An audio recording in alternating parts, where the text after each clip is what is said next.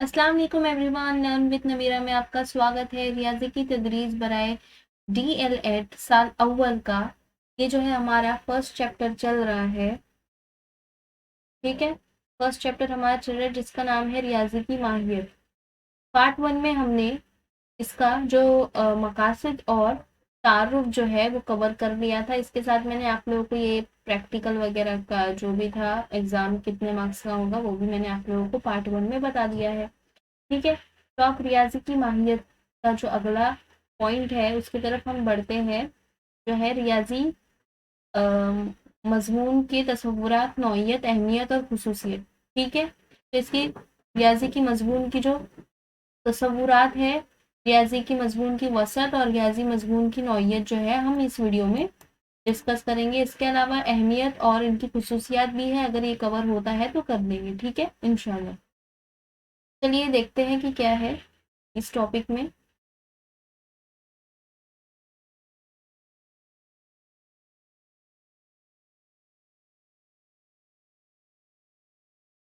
तो आप लोग आ जाइए पेज नंबर 12 पर।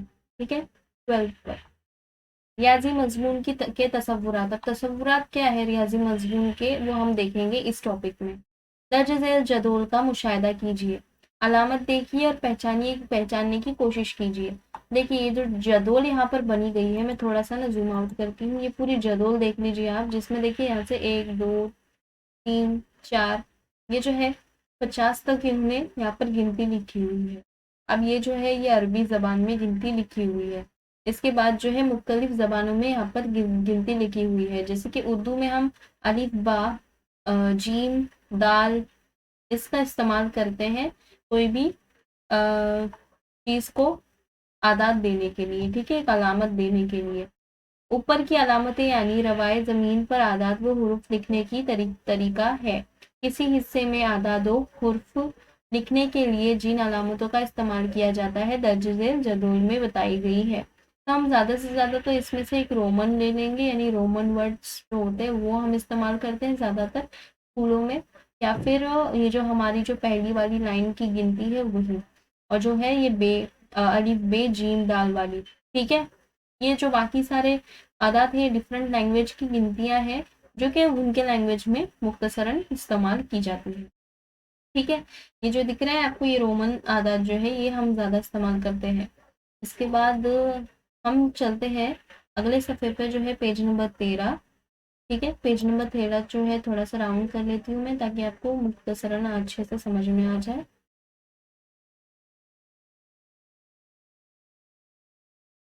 अगर राउंड होने में थोड़ा वक्त लग रहा है तो आप स्किप कर सकते हैं, जहाँ से मैं बताऊंगी वहां से आप देख लीजिए।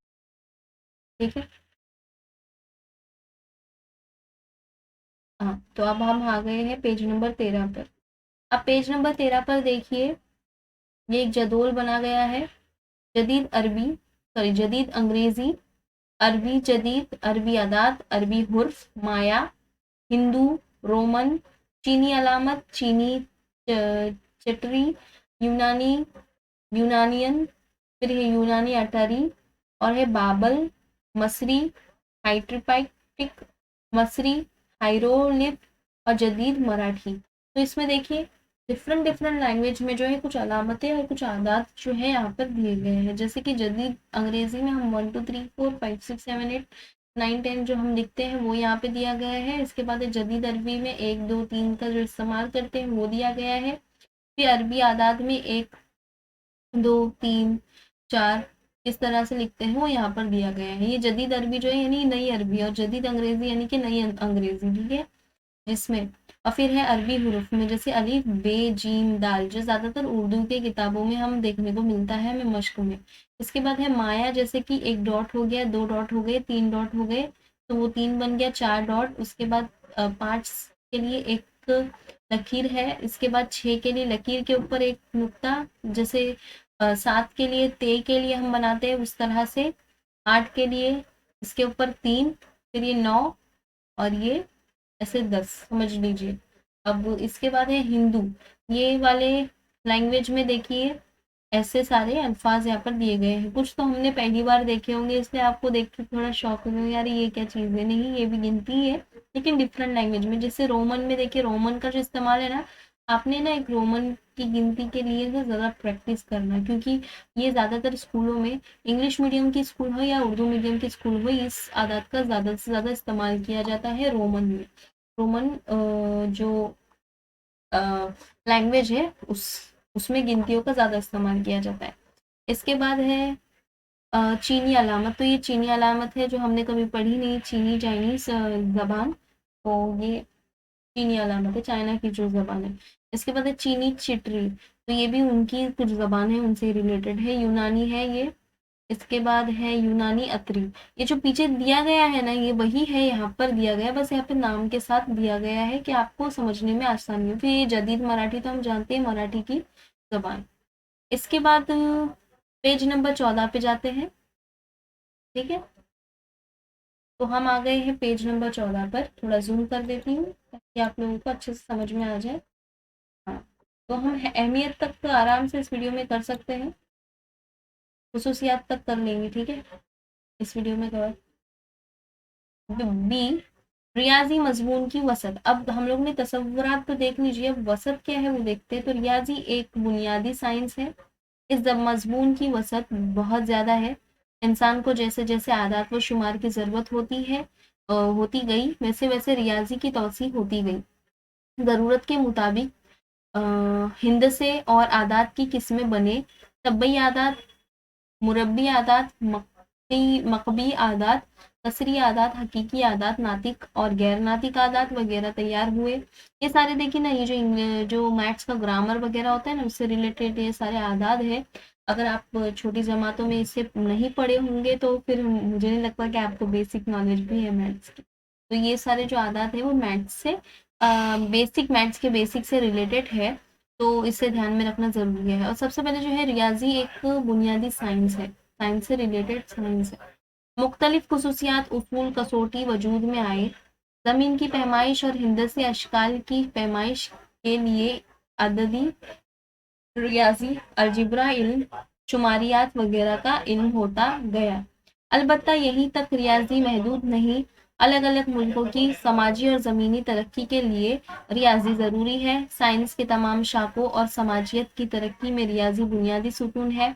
खलाई साइंस, अराजियात, इल्म नंजूम, समंदरी जोग्राफिया, ज़राती साइंस वगैरह की तौसी रियाजी के ज़रिए ही मुमकिन होती है। इस तरह रियाजी की वसत बहुत ज़्यादा है। देखिए, रियाजी जो है ना, सिर्फ किताब तक मुश्तमिल नहीं है, रियाजी बहुत ज़्यादा ज़रूरी है हमारे रोज़मर्रा की ज़िंदगी में। जैसे कि जोग्राफियाई अलामतें, इलाके वगैरह में, इलाकों की लंबाई चौड़ाई, इलाके कितने दूर तक फैले हुए हैं, इनका हिसाब रखना ज़रूरी है। वो भी मैथ्स के ज़रिए होगा, रियाजी के ज़रिए होगा। जैसे कि समाजियत समझ लीजिए, शाखों वगैरह का जो हिसाब हम रखते हैं वो। फिर समंदरी जोग्राफिया, यानी समंदर कहाँ तक फैला है, समंदर के अंदर कितने फी टन नमक निकलेगा, या फिर कितने फी टन तेल निकलेगा, मादनियात निकलेंगी। तो वो सारी चीज़ों का इस्तेमाल करते आना चाहिए। मतलब तो साइंस से, एक तरह की साइंस ले लीजिए रियाजी को, कि वो रियाजी जो है एक बुनियादी साइंस है और इसकी वसत बहुत ज़्यादा है। ठीक है, मुख्तसर यूं कहा जा सकता है कि रियाजी तमाम साइंस की रूह है। ठीक है, तो ये एक तारीफ हो गई। हम दर्ज झेल शक्ल के जरिए रियाजी की वसत को समझेंगे। अब यहाँ पे ना छोटी सी शक्ल दी है, जिसके जरिए हम जो है रियाजी की वसत को समझने की कोशिश करते हैं। थोड़ा जूम कर देती हूँ मैं। ठीक है, तो ये जो है शक्ल यहाँ पर दी गई है, गोल दायरा बना हुआ है जिसके बीच में लिखा है कि रियाजी की वसत। ठीक है, जिसके बीच में लिखा है रियाजी, रियाजी की वसत नहीं लिखा, रियाजी लिखा। तो अब इसमें सबसे पहले देखेंगे, अब कहाँ से शुरू करते हैं, तो अपने सीधे हाथ की तरफ से मैं शुरू करती हूँ। जैसे कि हिसाब, अलजिब्रा, हिंदसा, फिर है तबियात। ठीक है, तबियात, फिर है कीमियाई, हयातियात, नबातात, आदि साइंस, अंग्रेज इंजीनियरिंग, सॉरी इंजीनियरिंग, कंप्यूटर, नफ्सियात, बहरी जोग्राफिया, कल्ब, तब, फ़न तामीर व अर्जियात, इल्म नजूम, ज़र्रात, शुमारियात, फल्कियात, रक्स, गुलोकारी, साज। देखिए ये सारी चीज़ें यहाँ पे क्यों यहाँ पे बताई गई है कि हिसाब, अलजिब्रा, हिंदसा, तबियात, कीमियाई, हयातियात, नबातात, अददी साइंस, फिर है इंजीनियरिंग, कंप्यूटर और निसब, इन सब को रिलेटेड जो है रियाजी इन सब से रिलेटेड है। रियाजी जो है एक फील्ड है। देख लीजिए रियाजी के से रिलेटेड कितने सारे काम यहाँ पे वजूद में आ गए, जैसे फल्कियात, यानी कि अगर आप खलाबाज है या फिर साइंटिस्ट वगैरह है, तो अगर आप जैसे कि एस्ट्रोनॉट है, तो आसमान में कितने तारे हैं, कितने सितारे हैं, इस सारे मालूमात हमको जो है रियाजी के हिसाब यानी हिसाब करके ही हमको पता चली कि आसमान में कितने सारे तारे मौजूद है, सितारे मौजूद है। ठीक है। इसके बाद है हिसाब, अलजेब्रा, हिंदसा। ये तो अलजेब्रा हिंदसा ही वगैरह तो हम तो जानते ही हैं, लेकिन इसके अलावा भी बहुत सारी चीज़ जैसे इंजीनियरिंग वगैरह में भी हिसाब जो है बहुत अहमियत रखता है। जैसे कि किसी भी चीज़ को अगर हम देख लीजिए, बस स्टॉप बनाना है तो उसमें उसकी लंबाई कितनी होनी चाहिए, चौड़ाई कितनी होनी चाहिए, इस बात को ध्यान में रखना बहुत ज़रूरी है। ये तो पता नहीं ट्रेन जो बस आएंगी वो कहीं बस स्टॉप से टकरा ना जाए, इतना बड़ा भी नहीं होना चाहिए, इतना होना चाहिए कि लोग उसमें आराम से बैठ जाए। तो ये सारी चीज़ें। इसके बाद कंप्यूटर में कोडिंग वगैरह के लिए भी हिसाब की बहुत ज़रूरत पड़ती है, प्रोग्रामिंग के लिए, नफ्सियात के लिए, फिर बहरी जोग्राफिया के लिए। तो जो है हिसाब कहीं ना कहीं बहुत ज़रूरी है आज के दौर में। इसके बाद है सी, रियाजी मजमून की नौयत, माहियत। रियाजी मजमून की जो नौयत है, इनकी माहियत क्या, कैसे माहिर है ये रियाजी मजमून, तो ये इंसानी ज़रूरत के मुताबिक रियाजी की तश्कील हुई।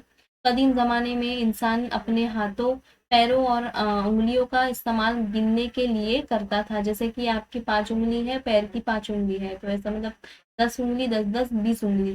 तो ये इस तरह से वो अपना गिनते थे। अभी बच्चे भी छोटे होते तो हम उनको इसी तरह से बोलते बेटा ये गिनो, 7 उंगलियां निकालो, अगर 7 गिनना है तो 5 उंगलियां निकालो, तो इस तरह से।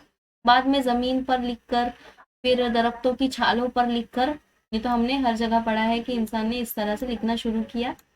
ठीक है। पेज नंबर 15 पे देख, परेशान बना कर और पत्थरों का इस्तेमाल कर कर गिनने का अमल करता था। लकीरें ज्यादा बनाने की सूरत में लेन देन के लिए इन्हें शुमार करना मुश्किल होता था। धीरे धीरे समाजी जिंदगी में अशिया का इस्तेमाल करने लगा, इससे नफा नुकसान का ख्याल परवान चढ़ा। मिट्टी और हाथों का इस्तेमाल करने लगा, वक्त की पैमाइश के लिए सूरज का इस्तेमाल करने लगा। शाम, रात का पहला पहर, रात जैसे अल्फाज का इस्तेमाल किया जाने लगा। धीरे धीरे शुमार करने के लिए अददी निशानियां जैसे कि 1, 2, 3, 4, 5, 6, 7, 8, 9 वगैरह का वजूद अमल में आया। देखिए पुराने ज़माने के जो इंसान थे, तो सबसे पहले तो वो अपनी उंगलियों का इस्तेमाल करते थे किसी भी चीज़ को गिनने के लिए। इसके बाद वो पत्थरों के छालों और फिर ज़मीन पर लिखते थे, या पत्थरों पर लिखते थे, या तो फिर पेड़ की छालों पर लिखते थे। फिर परेशान बनाकर, यानी कि पूर्व निशान बनाकर क्या किया कि पत्थरों का जो इस्तेमाल करने के लिए जो गिनना पड़ता है, छोटे छोटे कंकर बना के वो गिनते थे। ठीक है। इसके बाद है लकीरें ज्यादा बनाने की सूरत में क्या होता था कि लेन देन में जो है उनको थोड़ी मुश्किल आती थी कि लकीरें ज्यादा बना बना के करते थे ना, तो मुश्किल तरीका था ये। धीरे धीरे समाजी जिंदगी में अशिया का इस्तेमाल करने लगे, यानी कि इससे नफा नुकसान का जो उन्होंने एक परवान चढ़ा उनको कि नफा, ये चीज से नफा होगा, ये चीज से नुकसान होगा, एक्सपीरियंस गेन करने लगे उस वजह से। फिर धीरे धीरे समाजी जिंदगी में अशिया का इस्तेमाल करने लगे इससे नफा नुकसान।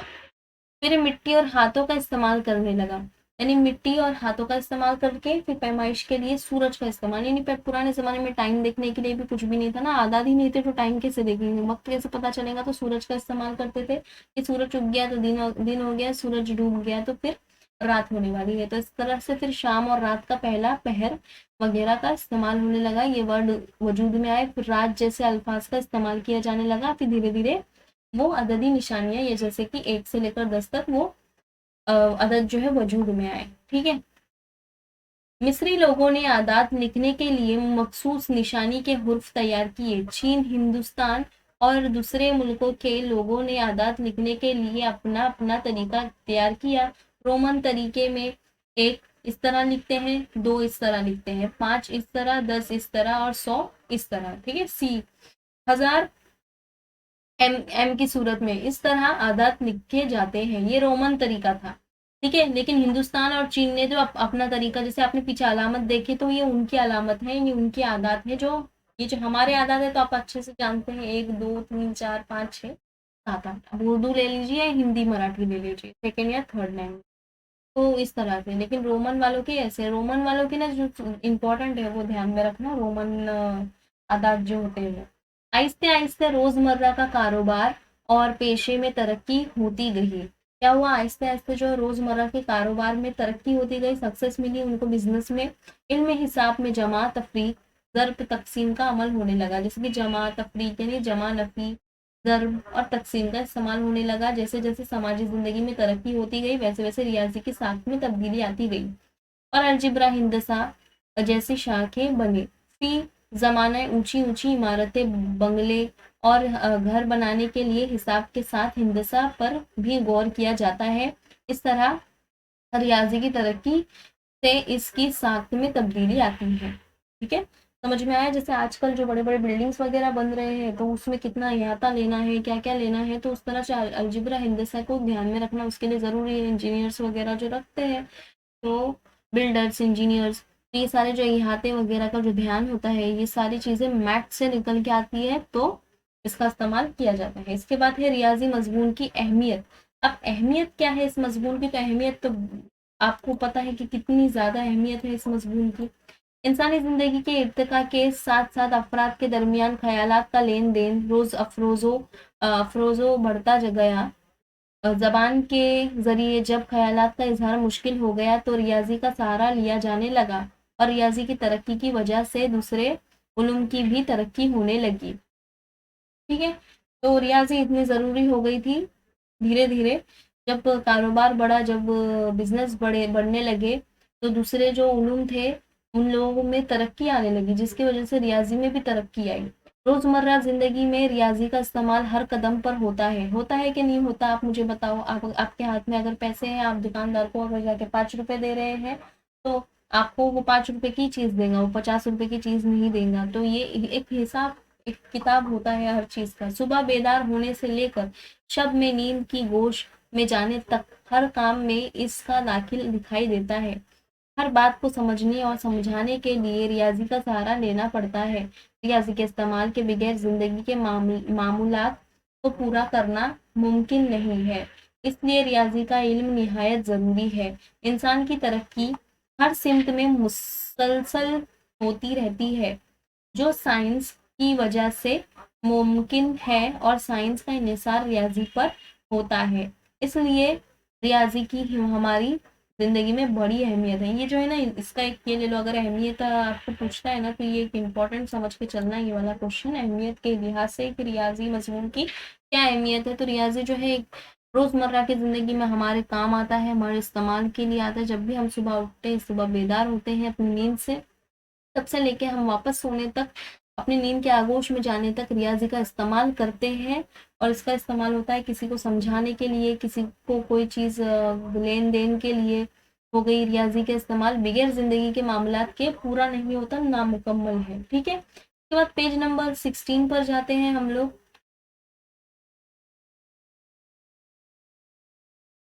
ये है पेज नंबर 16, देखते हैं। यहाँ पे एक फिगर बना हुआ है।